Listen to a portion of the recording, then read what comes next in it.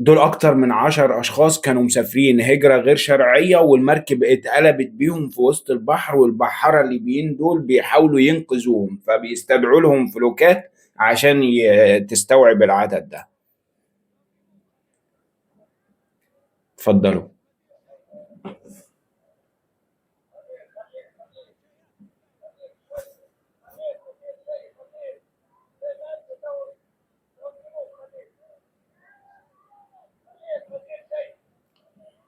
الناس بيقول لهم تعاونوا، بيقول لهم جهات الفلاك، يعني بيستدعي لهم كام مركب تانيين عشان تستوعب العدد.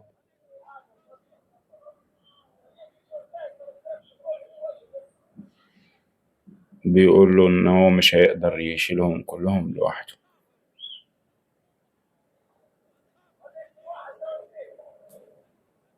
راح ينادي أصحابه عشان يرجعوا له. ربنا يسترها عليهم. لا إله إلا الله. والله يا جماعة المنظر مرعب. المنظر مرعب يا جماعة. ليه الواحد يودي نفسه للطريق ده؟ ليه الواحد يوصل نفسه للنقطة دي؟ انتوا شايفين المنظر عامل ازاي؟ هتنفع نفسك ازاي في موقف زي ده اذا خدت القرار وانتهى بيك الحال لموقف زي ده؟ هتتصرف ازاي؟ هيكون موقفك ايه؟ لكل اللي مقرر يسافر هجرة غير شرعية، شوف المشهد ده قدام عينيك وراجع نفسك، راجع نفسك بدل المرة مليون. أنا مش بفول على المسافرين ولا اللي بيقرر يسافر، ولكن دي نهاية معظمهم للأسف الشديد.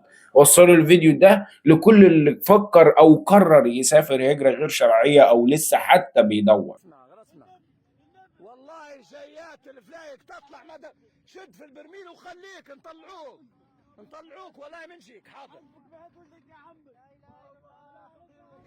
حول ولا قوة إلا بالله. ليش بتطلع واحد؟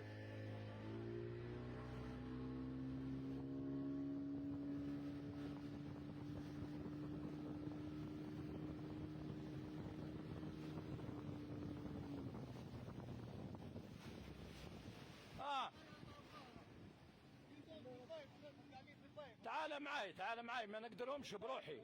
تعال اركب معاي اركب. لا خليك اركب هنا انت.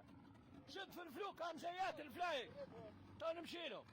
خلي ناخذ هذوم التعبانين هم. تعال اركب معاي اركب.